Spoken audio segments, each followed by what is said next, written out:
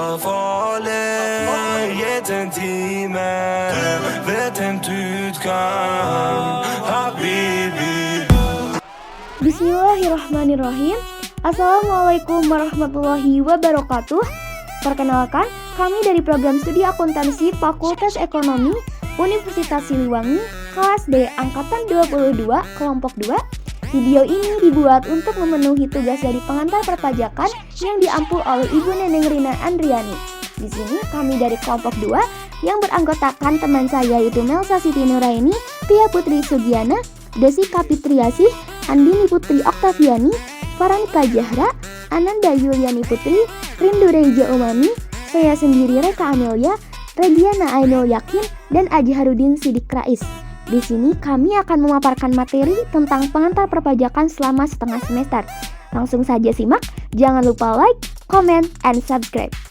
Warahmatullahi wabarakatuh. Perkenalkan, nama saya Andini Putri dengan UPM 2234 03244. Pengertian hukum pajak. Hukum adalah kumpulan peraturan yang mengatur tata tertib dalam masyarakat. Sedangkan pajak adalah iuran rakyat kepada kas negara berdasarkan UU dengan tidak mendapat jasa timbal balik yang langsung dapat ditunjukkan dan digunakan untuk membiayai pengeluaran umum. Jadi, hukum pajak adalah suatu kumpulan peraturan yang mengatur hubungan pemerintah sebagai pemungut pajak dan rakyat sebagai pembayar pajak. Selanjutnya adalah kedudukan hukum pajak. Kedudukan hukum pajak dibagi menjadi dua, yaitu hukum perdata dan hukum publik. Hukum perdata adalah hukum yang mengatur hubungan antara warga negara dengan warga negara lainnya, sedangkan hukum publik mengatur hubungan negara dengan warga negaranya. Selanjutnya adalah sistematika hukum pajak. Sistematika hukum pajak dibagi menjadi dua, yaitu hukum pajak material dan hukum pajak formil. Hukum pajak material yaitu membuat norma-norma yang menerangkan keadaan, perbuatan, peristiwa hukum yang dikenakan pajak, siapa yang dikenakan pajak, berapa besarnya pajak, kapan harus dan timbulnya pajak, dan hubungan pemerintah dengan wajib pajak. Yang kedua adalah hukum pajak formil. Hukum pajak formil yaitu membuat ketentuan-ketentuan yang mendukung agar hukum pajak material dapat terwujud. Pengertian pajak. Pajak adalah kontribusi wajib kepada negara yang terutang oleh orang pribadi atau badan usaha yang bersifat memaksa berdasarkan undang-undang dengan tidak mendapatkan imbalan secara langsung dan digunakan untuk keperluan negara bagi sebesar-besarnya kemakmuran rakyat. Nah, pajak ini terdapat dua fungsi. Yang pertama ada fungsi budgeter, yaitu pajak sebagai sumber penerimaan negara. Dan yang kedua ada fungsi regulate, yaitu pajak sebagai alat untuk mengatur kebijakan pemerintah dalam sosial dan ekonomi. Dan selanjutnya ada syarat pemungutan pajak. Syarat pemungutan pajak terdapat 5, yaitu ada syarat adil, syarat yuridis, syarat ekonomis, syarat finansial, dan syarat sederhana. Kemudian juga terdapat teori pemungutan pajak, yaitu ada teori asuransi, kepentingan, daya pikul, bakti, dan asas daya beli. Baik, di sini saya melanjutkan tentang materi selanjutnya, yaitu di bab 2 tentang pengantar perpajakan. Nah, pengantar materinya ini berisikan tentang pengelompokan pajak menurut golongannya, yang menurut sifatnya, dan juga menurut lembaga pemungutnya. Nah, yang pertama yaitu menurut golongannya, pajak dibagi menjadi dua. Yang pertama yaitu pajak langsung, dan yang kedua pajak tidak langsung.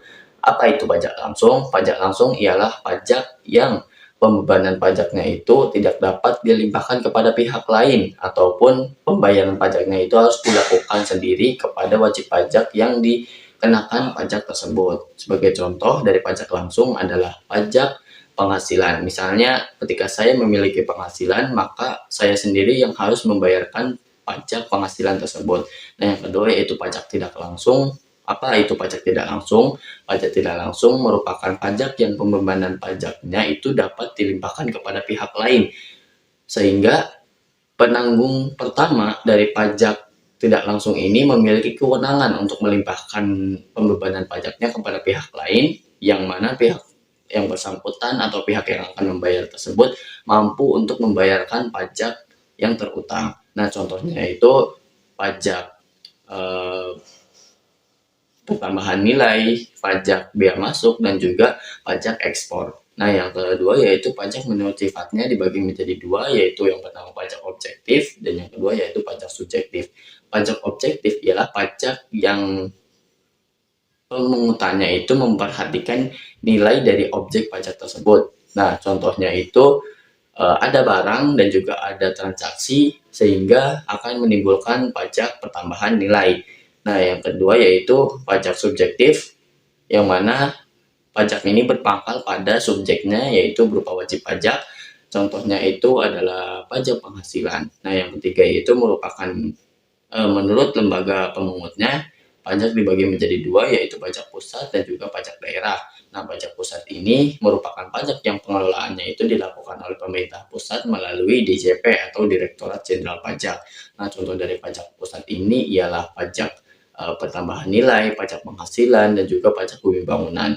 Nah, untuk yang kedua yaitu pajak daerah, yang mana pajak ini dikelola oleh pemerintah daerah, yaitu provinsi. Nah, contohnya ini yaitu pajak reklame, pajak tanah air, dan juga pajak kendaraan bermotor.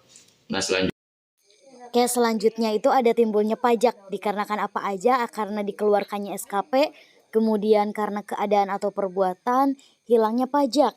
Hilangnya pajak itu karena pertama kompensasi, kemudian pembayaran, daluarsa, dan pembebasan dan penghapusan. Inti permasalahan pajak. Yang pertama, ada subjek pajak adalah segala sesuatu, baik orang pribadi atau badan yang berpotensi menjadi sasaran pajak. Yang kedua, wajib pajak adalah orang pribadi atau badan yang menurut peraturan ketentuan perundang-undangan perpajakan ditentukan untuk melakukan kewajiban perpajakan. Hak mendapatkan pembinaan dan pengarahan dari Fiskus. Hak untuk membetulkan SPT. Hak mengajukan keberatan dan banding. Kewajiban wajib pajak. Kewajiban mengisi dan menyampaikan SPT. Kewajiban membayar pajak. Kewajiban membuat pembukuan dan pencatatan. NPWP merupakan nomor yang diberikan kepada wajib pajak sebagai sarana dalam administrasi perpajakan yang dipergunakan sebagai tanda pengenal diri atau identitas. Fungsi NPWP sebagai tanda pengenal, sebagai pemenuhan kewajiban perpajakan. Memperoleh NPWP. Yang pertama, wajib pajak pribadi atau badan yang menjalankan usaha atau pekerjaan setelah usaha dijalankan. Dan wajib pajak pribadi atau badan yang menjalankan usaha atau pekerjaan bebas apabila 1 bulan telah memperoleh penghasilan PTKP selama 1 tahun. Yang kedua, wajib pajak yang tidak mendaftarkan diri tapi sudah memenuhi kewajiban akan dikenakan sanksi. Selanjutnya ada tempat pendaftaran yang berisi kantor pelayanan pajak yang wilayah kerjanya sama dengan tempat WP. Yang kedua, WP yang kegiatan usahanya meliputi beberapa tempat maka di KPP yang wilayah kerjanya berada. Yang ketiga, WP yang tidak menjalankan usaha mendaftar di KPP yang wilayah kerjanya berada. Lalu selanjutnya ada hapus NPWP yang berisi 1, WP meninggal dunia dan tidak meninggalkan warisan. Yang kedua, warisannya sudah selesai dibagi. Yang ketiga, WP badan yang telah dibubarkan dan lain-lain. Selanjutnya ada sanksi dalam NPWP. Jika disengaja dikenakan sanksi setinggi-tingginya 6 tahun dan denda setinggi-tingginya 4 kali pajak terhutang. Selanjutnya ada menentukan besarnya pajak terhutang yang bisa dilakukan oleh pertama oleh WP sendiri, yang kedua oleh instansi pajak, dan ketiga oleh pihak ketiga. Selanjutnya ada tahun pajak, yaitu jangka waktunya 1 tahun atau 12 bulan. Baik, selanjutnya adalah bab 4, yaitu formulir yang digunakan dalam aktivitas perpajakan. Surat pemberitahuan pajak atau SPT. SPT adalah surat yang dikeluarkan oleh wajib pajak yang digunakan untuk melaporkan perhitungan atau pembayaran pajak, objek pajak atau bukan objek pajak, atau harta kewajiban menurut ketentuan peraturan perundang-undangan perpajakan.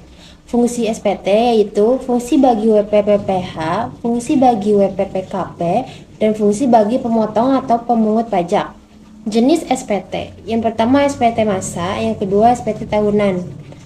Tata cara penyelesaian SPT. Yang pertama, WP mengambil sendiri formulir di KPP. Yang kedua, sesuai WP mengisi SPT dengan benar, jelas, dan lengkap dengan keadaan yang sebenarnya. Yang ketiga, WP harus menandatangani SPT. Yang keempat, WP harus melampirkan bukti-bukti yang diperlukan. Batas waktu penyampaian. SPT masa paling lambat 20 hari adalah masa pajak berakhir. SPT tahunan paling lambat 3 bulan sejak akhir tahun pajak. Menjelaskan lanjutan dari bab 4 formulir yang dapat digunakan dalam aktivitas perpajakan. Saya akan membahas sanksi. 1. Terlambat menyampaikan. Untuk SPT masa denda 50.000 dan SPT tahunan orang pribadi sebesar 100.000 dan 1 juta untuk SPT tahunan badan. 2. Tidak menyampaikan SPT atau menyampaikan tapi tidak benar karena tidak disengaja, maka dipidana kurungan selama-lamanya 1 tahun dan denda setinggi-tingginya 2 kali pajak terhutang. 3. Tidak menyampaikan SPT atau menyampaikan tetapi tidak benar karena disengaja, maka dipidana kurungan selama-lamanya 6 tahun dan denda setinggi-tingginya 4 kali pajak terhutang. Selanjutnya ada pembetulan SPT. Pembetulan atas kemauan sendiri dalam jangka waktu 2 tahun setelah tahun pajak berakhir sebelum dilakukan pemeriksaan dan mengakibatkan utang pajak lebih besar, maka dikenakan sanksi bunga 2% per bulan sejak disampaikannya SPT sampai tanggal pembetulan. Selanjutnya ada WP yang dikecualikan dari pengenaan sanksi. 1. WP orang pribadi yang sudah meninggal dunia.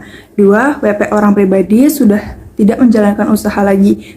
3. WP orang pribadi yang berstatus orang asing dan tidak tinggal lagi di Indonesia. 4. WP badan yang tidak menjalankan usaha tetapi belum dibubarkan. 5. WP yang terkena bencana alam. Terima kasih. Di sini saya akan menjelaskan tentang bab 5, yaitu tentang SSP, SKP, dan juga STP. SSP ini adalah surat setoran pajak, di mana surat ini digunakan oleh wajib pajak untuk melakukan pembayaran pajak kepada kantor kas negara ataupun kepada pihak lainnya yang telah disepakati oleh Menteri Keuangan. Fungsinya sendiri adalah untuk membayar pajak, dan untuk jenisnya ada yang standar dan juga ada yang khusus. Nah, selanjutnya untuk pembayaran pajak. Pembayaran pajak ini ada pembayaran massa, ada pembayaran kekurangan, dan juga ada pembayaran karena ketetapan pajak. Nah, untuk pengertian dari SKP ini adalah surat yang diberikan kepada wajib pajak yang tertentu dikarenakan adanya kesalahan dalam pengisian SPT ataupun adanya data fisik yang belum diinput. Untuk fungsi dari SKP sendiri adalah untuk melakukan pengkoreksian terhadap SPT, lalu untuk memberikan sanksi, untuk memberikan tagihan pajak, untuk mengembalikan kelebihan pajak sebelumnya. Lalu untuk surat ketetapan pajak ini ada surat tagihan pajak, ada surat ketetapan pajak kurang bayar, ada surat ketetapan pajak lebih bayar, ada surat ketetapan pajak lebih bayar tambahan, ada surat ketetapan pajak kurang bayar tambahan, dan juga ada surat ketetapan pajak nihil. Nah, untuk surat tagihan pajak ini adalah surat yang diberikan kepada wajib pajak untuk memberikan denda ataupun sanksi. Nah, di sini sanksi-sanksi tersebut itu terjadi apabila yang pertama itu dalam tahun PPh berjalan ini seorang wajib pajak ini tidak membayar ataupun kurang bayar. Lalu yang kedua itu terjadi ketika melakukan penelitian dan ternyata ada pembayaran yang kurang ataupun tidak dibayar. Dan yang ketiga PKP ini tidak membuat faktur pajak atau dalam pembuatan faktur pajaknya ternyata telat. Nah, untuk sanksinya dari kasus yang pertama dan yang kasus yang kedua itu dikenakan denda sebesar 2% dari pajaknya, dan maksimal denda ini berlaku selama 24 bulan dari penetapan surat tagihan pajak, surat ketetapan pajak itu sendiri. Lalu yang kedua, dari kasus yang ketiga ini, itu akan dikenakan denda sebesar 25% dari pajak itu. Terima kasih. Surat ketetapan pajak kurang bayar berfungsi untuk menentukan besarnya jumlah pokok pajak, jumlah kredit pajak, jumlah kekurangan pembayaran pajak, besarnya sanksi administrasi, dan jumlah yang masih harus dibayar. Sanksi: jika SKPKB dikeluarkan karena alasan kurang atau tidak bayar, maka dikenakan sanksi administrasi berupa bunga 2% per bulan, maksimal 24 bulan, sejak terutangnya pajak sampai diterbitkan SKPKB. Jika karena alasan SPT tidak disampaikan dalam jangka waktu yang ditentukan, maka dikenakan sanksi kenaikan 50% dari PPh. Kemudian ada SKPKBT, berfungsi mengoreksi SKP sebelumnya. Alasan diterbitkannya SKPKBT yaitu ditemukan hal-hal yang menyebabkan penambahan dalam SKP sebelumnya. Sanksi administrasi berupa kenaikan sebesar 100% dari pajak yang kurang bayar. Kemudian ada surat keterangan pajak lebih bayar, berfungsi untuk mengembalikan kelebihan pembayaran pajak. Kemudian ada surat ketetapan pajak nihil, adalah surat ketetapan pajak yang menentukan besarnya kredit pajak sama dengan hutang pajak yang seharusnya. Untuk yang selanjutnya bab 6 yaitu keberatan. Dasar pengajuan pajak. Apabila wajib pajak berpendapat bahwa jumlah rugi, jumlah pajak, dan pemotongan atau pemungutan pajak tidak sebagaimana mestinya. Kemudian di sini ada syarat pengajuan. Yang pertama ada keberatan atas SKP, kemudian keberatan diajukan secara tertulis dengan mengajukan apa keberatannya dan alasannya. Yang terakhir di sini diajukan dalam jangka waktu 3 bulan sejak tanggal surat, tanggal pemotongan, tanggal pemungutan kecuali dalam keadaan force majeure. Baik, selanjutnya ada penyelesaian keberatan. Pertama, dalam jangka waktu 12 bulan sejak surat keberatan diterima, harus memberikan jawaban keputusan. Yang kedua, keputusan dapat berupa menerima seluruhnya, menerima sebagian menolak, menambah besarnya jumlah pajak yang terutang. Yang ketiga, apabila dalam jangka waktu 12 bulan tidak ada keputusan, keberatan dianggap diterima. Yang keempat, apabila keberatan diterima, maka kelebihan pembayaran ditambah imbalan berupa bunga 2% per bulan maksimal 24 bulan. Selanjutnya di sini ada banding. Dasar pengajuan adalah atas keputusan keberatan yang ditetapkan, maka WP dapat mengajukan permohonan banding kepada pengadilan pajak. Kemudian di sini ada syarat pengajuan. Yang pertama diajukan secara tertulis, kemudian disertai dengan alasan-alasan, kemudian dilanjut diajukan dalam jangka waktu 3 bulan sejak keputusan keberatan diterima. Kemudian dilampiri salinan keputusan keberatan. Kemudian di sini ada penyelesaian banding. Pertama, apabila pengajuan keberatan diterima sebagian atau seluruhnya sehingga menyebabkan kelebihan pembayaran, maka akan diberikan imbalan bunga sebesar 2% per bulan maksimal 24 bulan. Kemudian yang kedua ada imbalan bunga juga diberikan atas pembayaran lebih sanksi administrasi berupa bunga berupa penghapusan sanksi. Di sini ada kemudian pembukuan pengertiannya, suatu proses pencatatan yang dilakukan secara teratur untuk mengumpulkan data dan investasi keuangan yang meliputi harta, kewajiban dan modal serta penghasilan dan biaya. Kemudian kewajiban pembukuan ini seperti apa? Yang pertama WP yang melakukan usaha dan pekerja bebas di Indonesia, kemudian WP badan di Indonesia. Pengecualian pembukuan tapi membuat pencatatan. Yang pertama WP orang pribadi yang melakukan kegiatan usaha atau pekerjaan bebas yang menggunakan perkiraan penghasilan neto. Yang kedua, WP orang pribadi dan tidak melakukan usaha atau pekerjaan bebas. Di sini ada pencatatan, data yang dikumpulkan secara teratur tentang peredaran atau penerimaan bruto dan atau penghasilan bruto sebagai dasar untuk menghitung jumlah pajak yang terutang termasuk penghasilan yang bukan objek pajak. Seperti itu.